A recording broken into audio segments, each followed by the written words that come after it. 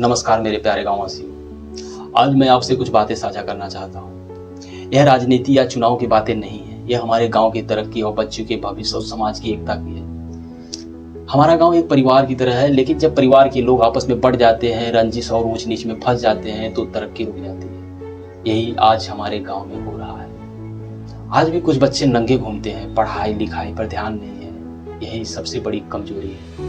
अगर बच्चे पढ़ेंगे, तर्क सीखेंगे तो मुश्किलों का सामना कर पाएंगे। आज हमें अपने गांव में सबसे ज्यादा जरूरत है शिक्षा की, समझ की और तर्क की, क्योंकि जब बच्चा शिक्षित होगा तभी वो समझ पाएगा कि सही क्या है और गलत क्या है। शिक्षा सिर्फ एक किताब पढ़ने का नाम नहीं है। शिक्षा वो ताकत है जो इंसान को तर्क करने, सोचने, समझने की क्षमता देती है। हमारे बहुत से भाई बाहर जाकर मजदूरी या हेल्पर का काम करते हैं। वो मेहनत करते हैं, पसीना बहाते हैं, अपने परिवार को पेट पालते हैं। इसमें कोई शर्म की बात नहीं है, लेकिन सोचिए अगर उन्हें थोड़ी और शिक्षा मिली होती तो वो वही इंसान आज किसी ऑफिस में बैठा होता, किसी मशीन का मालिक होता है या किसी दूसरे को काम पे रखा होता। लेकिन शिक्षा की कमी ने उसके सपने को सीमित कर दिया।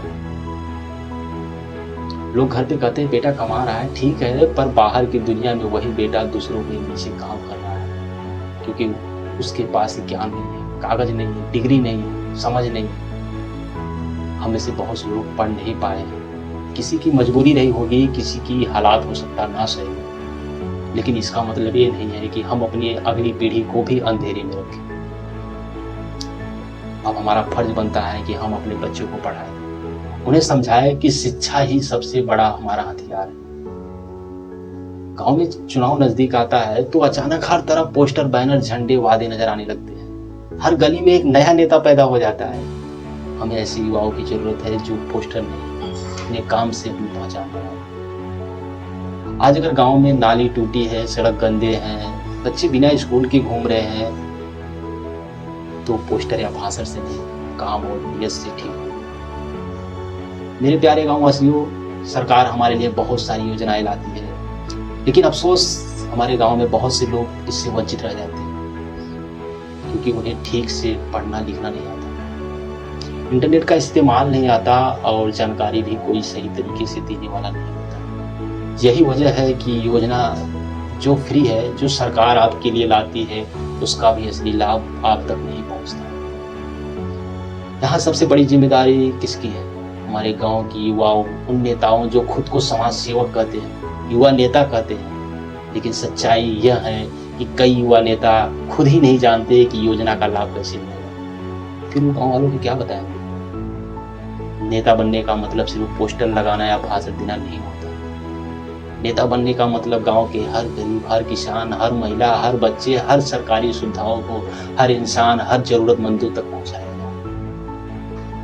हमारे गांव में बहुत से लोग पुराने विवाद, पुराने रंजिश में पकड़कर बैठे रहते हैं। सालों पुराने झगड़े को आज भी रिश्ते में खटाट डालते हैं। नतीजा यह होता है कि हम आपस में बटे रहते हैं और दूसरे लोग हमारी इसी कमजोरी का फायदा उठाते हैं और आज तक हम इसी से वंचित हैं।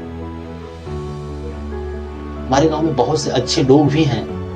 कुछ लोग अपने समय, अपनी मेहनत, अपने से बच्चों को अच्छा शिक्षा दे रहे हैं। कुछ लोग गांव की नाली, सड़क, सफाई व सार्वजनिक जरूरत जैसे कामों में आगे आगे रहते हैं। ऐसे लोग सच में गांव के असली हीरो, असली युवा नेता है। लेकिन अफसोस बहुत से लोग ऐसे भी हैं जो उनकी सिर्फ बुराइयां करते हैं। और सच्चा नेता वही होता है जो गांव के सार्वजनिक कामों में आगे खड़ा हो, चाहे उसके पास पैसा हो या ना हो, लेकिन उसके पास हिम्मत और नियत होनी चाहिए, एक देश के लिए, एक गाँव के लिए। हमारे गांव में ऐसे लोग भी हैं जो डॉक्टर हैं, वकील हैं, शिक्षक हैं, इंजीनियर हैं, सरकारी या प्राइवेट सेक्टर में काम कर रहे हैं। यह सब कुछ संभव हुआ है शिक्षा, प्रयास और लगातार उनकी मेहनत से। ये लोग हमारे गांव की शान है, प्रेरणा है। हमें इनसे यह सीखने की जरूरत है कि जब हमारे गांव में के लोग इतनी ऊंचाइयों तक पहुंच सकते हैं तो हमारे आने वाले बच्चे, युवा भी ये सब चीजें कर सकते हैं। हम सबका कर्तव्य है कि ऐसे लोगों से हमें प्रेरणा लेनी चाहिए, हमें उनसे सीख लेनी चाहिए। हमें उनसे उम्मीद है कि आप जो भी गांव समाज के लिए कर सकते हैं कीजिए। बच्चों को प्रोत्साहित कीजिए, युवाओं को राह दिखाइए, उन्हें समझाइए कि क्या सही है, क्या गलत है, क्या उनकी लाइफ में क्या चीज जरूरत है। क्योंकि आपके एक समझाने से, एक प्रयास से और एक प्रेरणा से हमारे पूरे समाज में बदलाव आ सकता है।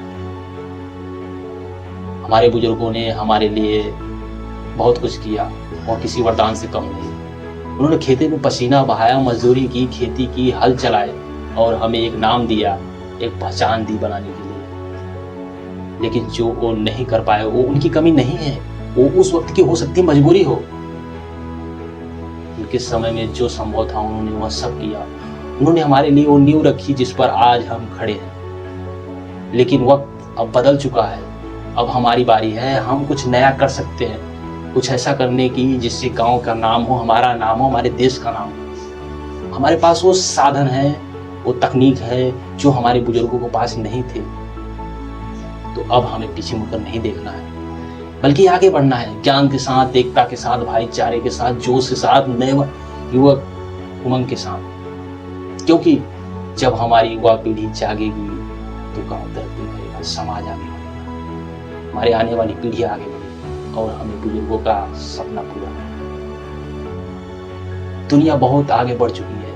लोग इंटरनेट का और एआई का इस्तेमाल करके अपनी जिंदगी बदल रहे हैं। कोई करोड़पति बन रहा है तो कोई नाम कमा रहा है और कोई अपने सपनों को पूरा कर रहा है। लेकिन हमारा गांव आज भी इन सब चीजों से दूर है, क्योंकि हमें यह नहीं पता कि इंटरनेट और टेक्नोलॉजी को कैसे अपने काम में लाया जाए।